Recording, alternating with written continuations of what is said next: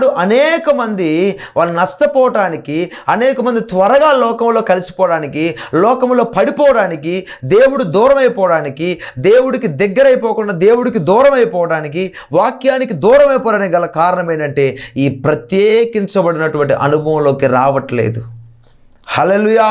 ఈ ప్రత్యేకించుకునేటటువంటి అనుభవంలోకి ఎవరైతే వస్తారో వారు ఖచ్చితంగా, నా ప్రియ సహోదరి సహోదరులు, పరిశుద్ధాత్మ దేవుడు చెప్తున్నారు, వారి యొక్క మందిరం, వారి యొక్క దేహం అనే దేవుని ఆలయం ఏర్పాటు చేయబడటం మొదలు పెడుతుంది, నిలవబెట్టబడటం మొదలు పెడుతుంది.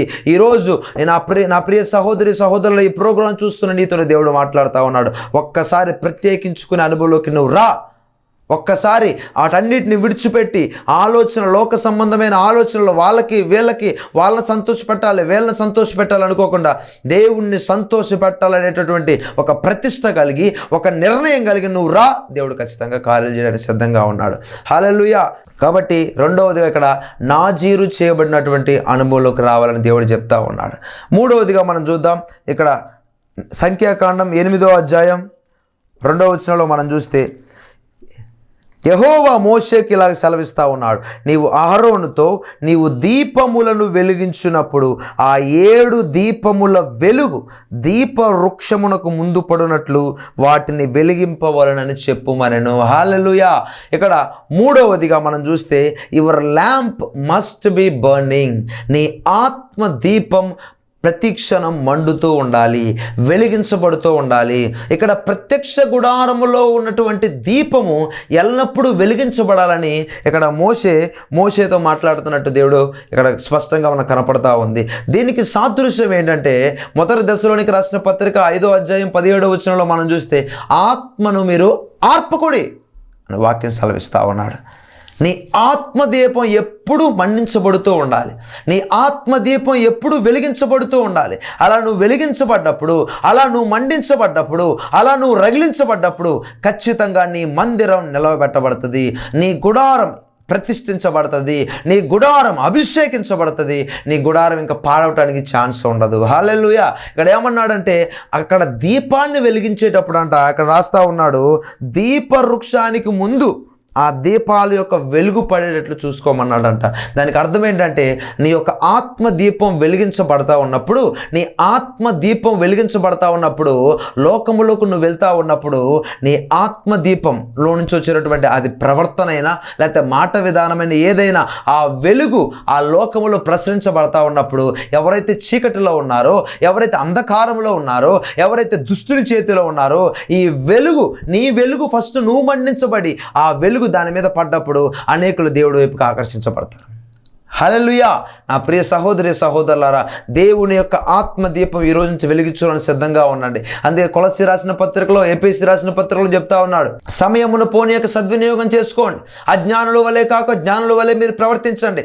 ఒక్కొక్కరు పద్యములతో, పాటలతో, సంగీతములతో, ఆత్మ సంబంధమైన మాటలతో, ఆత్మ సంబంధమైన పాటలతో ఒకరికొకడు బుద్ధి చెప్పుకోండి, పురుకొల్పుకోండి, ఒకరికొకడు ఆ యొక్క ప్రేమించుకోండి అని వాక్యం సెలవిస్తూ ఉంది. కాబట్టి ఈ చివరి దినాల్లో, అంత్య దినాల్లో నా ప్రియ సహోదరులారా, సమయము దొరికేదాన్ని నువ్వు వ్యర్థం చేసుకోకుండా వాక్యముతోనో, పాటలతోనో, సంగీతముతోనో, దేవుడి మాటలతోనో, వాక్యం వినటమో, వాక్యం చదవటమో, స్వార్థ ప్రకటించటమో, ప్రార్థన చేయటమో, కన్నీటి ప్రార్థన చేయటమో, దేశం కోసం ప్రార్థన, నీ కుటుంబం కోసం ప్రార్థన, నీ ఇరుగు పొరుగు వారి కోసం ప్రార్థన, ఈ విధంగా ఆత్మ సంబంధమైన దీపం వెలిగించబడుతూనే ఉండాలి.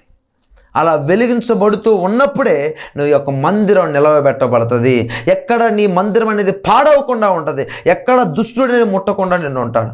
అందుకే కదండి మొదటి యోహాను పత్రిక 5వ అధ్యాయం 18వ వచనంలో ఏం చెప్తా ఉన్నాడు, ఎవడైతే దేవుని మూలంగా పుడతాడో వాడు తన్ను తాను భద్రము చేసుకొనును గనక దుష్టుడు వానిని ముట్టడు అంటున్నాడు. నిన్ను దుష్టుడు ముడుతున్నాడంటే, నిన్ను దుష్టుడు టచ్ చేస్తున్నాడంటే, వాడు నీ మీద నేరారోపణ చేస్తున్నాడంటే, వాడు నీ కుటుంబంలో ఏలుబడి చేయవేసి నీ మీద ఏలుబడి చేసి నిన్ను పడిపోయేలా చేస్తున్నాడు. అర్థం ఏంటంటే యువర్ లైట్ బర్న్ అవ్వట్లేదు, నీ దీపం వెలిగించబడట్లేదు, నీ దీపం ఇవ్వవలసిన దానికన్నా కాంతి చాలా తక్కువగా ఇస్తుంది. నీ ఆత్మదీపం మొట్టమొదట్లో మండించబడిన దానికన్నా చాలా తక్కువ మండించబడతా ఉంది. మొట్టమొదట్లో ఉన్న ప్రార్థన జీవితం కన్నా తక్కువగా ప్రార్థన జీవితం ఉంది. మొట్టమొదట్లో గంటల తరబడి దేవుడి సన్నిధిలో మొరపెట్టే నీవు మొట్టమొదటిసారి దేవుని యొక్క సన్నిధిలో ఉండి ఆ యొక్క వాక్య ధ్యానం చేసి వాక్యాన్ని నువ్వు అర్థం చేసుకొని వాక్యాన్ని నీ జీవితంలో అనుసరించే నీవు రాను రాను ఆ ఆత్మదీపం, ఆ దైవిక ఆసక్తి తక్కువైపోతా ఉంది. కాబట్టి ఖచ్చితంగా దుష్టుడు నేను మొడతన్నాడు. హల్లెలూయా. కాబట్టి నా ప్రియ సహోదరి సహోదరులారా, ఈ రోజు నుంచి మీ ఆత్మ దీపం మండించబడాలి, మీ ఆత్మ దీపం రగిలించబడాలి. మీలో ఒక ప్రార్థన శక్తి, ప్రార్థన మంట ఈ రోజు నుంచి కలుగునుగాక. నీ ఆత్మ దీపం వెలిగించబడునుగాక. అట్టి కృప దేవుడు మీకు దయచేయునుగాక. హల్లెలూయా. కాబట్టి మూడవదిగా, ఎప్పుడు నీ మందిరం నిలవబెట్టబడుతుందంటే, ఎప్పుడు నీ గుడారం సరిగ్గా నిలవబడుతుందంటే, నువ్వు నీ ఆత్మ దీపాన్ని సరిగ్గా వెలిగించుకున్నప్పుడు. ఒకరోజే వెలిగించాలా, ఒక ఆదివారం పూటే నువ్వు మందిరానికి వెళ్ళాలంటే కాదండి. దేవుడితో సహవాసం అనేది ప్రతిరోజు మనం చేయాలి.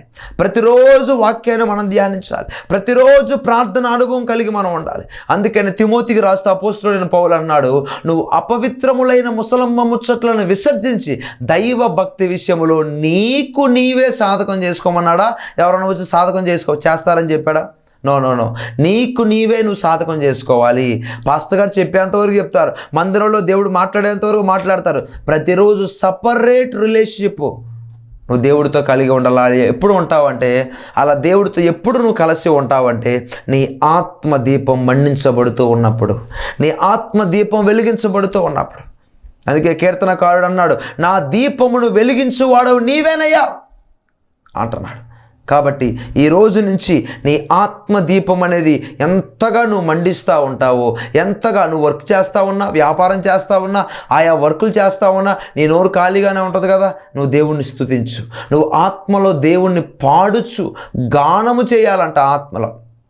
ఈనాడు అనేక మంది పనిచేస్తూ కూడా ఏదో రకమైన ఆలోచనలు ఆలోచిస్తూ ఉంటారు. మందిరంలో ఉండి కూడా ఏదో ఒకటి ఆలోచిస్తూ ఉంటారు.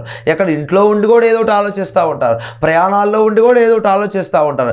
దేవుని వాక్యం గురించిన ఆలోచన, దేవుణ్ణి స్తుతించాలనేటువంటి ఆలోచన, దేవుని వాక్యాన్ని ధ్యానించాలనే ఆలోచన, వాక్యంలో ఎంతవరకు నేను నిలబడాలనేటువంటి ఆలోచన లేని స్థితిలో ఈనాడు క్రైస్తవ సమాజం ముందుకు వెళ్తూ ఉంది. ఒకవేళ అట్టి స్థితిలో నువ్వు ఉన్నావేమో, ప్రార్థన ఎక్కువసేపు చేయలేని స్థితిలో నువ్వు ఉన్నావేమో, ఈ రోజు నుంచైనా పరిశుద్ధాత్మ దేవుని సహాయం అడుగు.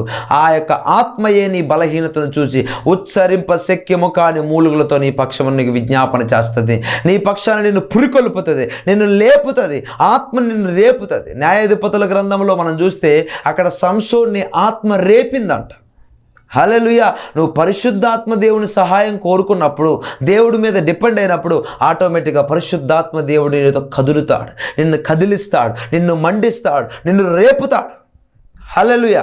కాబట్టి మూడవదిగా నువ్వేం చేయాలంటే, నీ ఆత్మదీపాన్ని నువ్వు వెలిగించుకోవాలి. ఈ రోజు నుంచి దేవుడు నీ ఆత్మదీపాన్ని వెలిగించునుగాక, నీ ఆత్మదీపాన్ని మండించునుగాక. నీ ద్వారా అనేక దీపాలు వెలిగించబడునుగాక. అనేక ఆత్మలు దేవుడి వైపుగా రక్షించబడి ప్రకాశించి అనేకుల వైపుగా దేవుడి వైపుగా ఆకర్షించబడునుగాక. ఆమేన్. హల్లెలూయా. నాలుగవదిగా మనం గమనిస్తే, ఈ సంఖ్యాకాండంలోనే 9వ అధ్యాయంలో 18వ వచనంలో మనం చూస్తే, సంఖ్యాకాండం 9వ అధ్యాయం 18వ వచనం, యెహోవా నోటి మాట చొప్పున ఇశ్రాయేలీలు ప్రయాణమై సాగిరి. యెహోవా నోటి మాట చొప్పున వారు తమ గుడారములను వేసుకొనిరి. ఆ మేఘము మందిరము మీద నిలిచి ఉండిన దినములన్నీ వారును నిలిచిరి. హల్లెలూయా. మీరున్న స్థలాలు గట్టి చెప్దాం, హల్లెలూయా.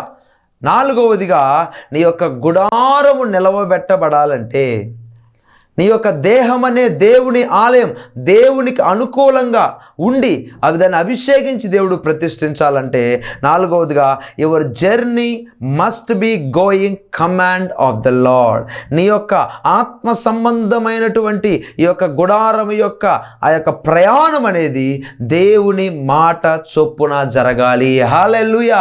ఇక్కడ ఇశ్రాయేలు ప్రజలు చేస్తూ ఉన్నారు. యెహోవా నోటి మాట చొప్పున ఏ విధంగా గుడారం వేసుకోమన్నాడో ఆ విధంగానే దేవుని నోటి మాట చొప్పున చేసినట్టు మనం చూస్తూ ఉంటాం. హల్లెలూయా. అలా చేశారు కాబట్టి ఆ మందిరం మీద అక్కడ రాయబడి ఉంది, ఆ మందిరం మీద మేఘము నిలిచి ఉందంట, మహిమా మేఘము నిలిచి ఉందంట. హల్లెలూయా.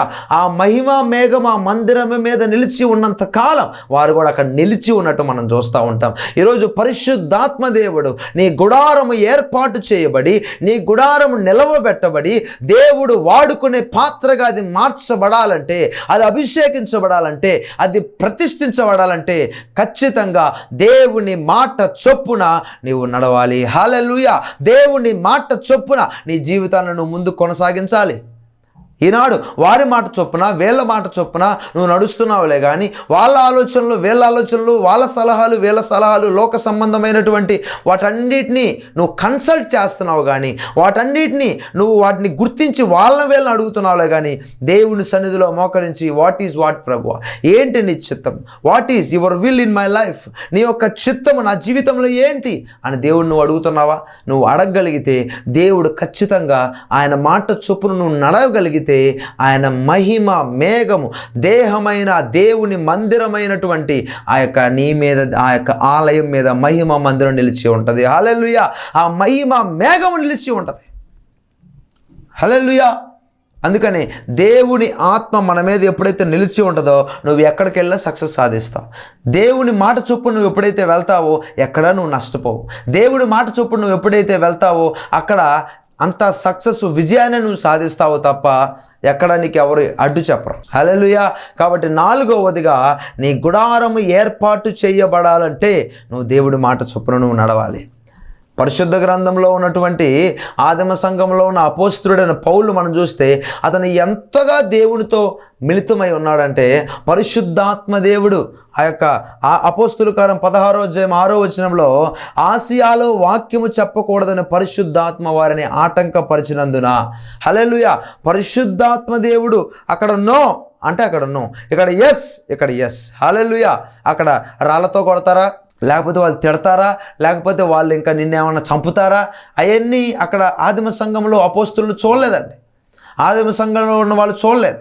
వాళ్ళు ఏం చూశారంటే ఒక్కటే వాళ్ళు గమనించారు, దేవుడు చెప్పాడా లేదా, దేవుడు వెళ్ళమన్నాడా లేదా, దేవుడు మాట్లాడమన్నాడా లేదా. హల్లెలూయా. పౌలు శీలలు చెరసాలలో వేయబడి అక్కడ వాళ్ళనేమో పరిశుద్ధాత్మ దేవుడు పాటలు పాడడానికి, కీర్తనలు పాడడానికి అక్కడ పురికొల్పుతూ ఉన్నాడు. హల్లెలూయా. అక్కడ పురికొల్పుతూ వాళ్ళని రేపుతూ ఉన్నాడు. అక్కడ పాడుతూ ఉండగా అక్కడ చెరసాల నాయకుడు కుటుంబానికి ఆ రోజు రాత్రి రక్షణ వచ్చినట్టు మనం చూస్తూ ఉంటాం. కాబట్టి నా ప్రియ సహోదరి సహోదరులారా, నువ్వు దేవుని మాట చొప్పున ఎప్పుడైతే నీ దేహం అనే దేవుని ఆలయాన్ని కట్టుకోవడం మొదలు పెడతావో, దేవుని మాట చొప్పున ఎప్పుడైతే నువ్వు నడవడానికి ప్రయత్నిస్తూ ఉంటావో, దేవుని మాట చొప్పున ఎప్పుడైతే ఆయన చిత్తాన్ని గ్రహించి ఆయన చిత్తాన్ని చేయడానికి ముందుకు అడుగు వేస్తావో, ఆయన అడుగు జాడల యందు నువ్వు వెళ్ళగలుగుతావో ఖచ్చితంగా నీ గుడారం ఏర్పాటు చేయబడుతుంది.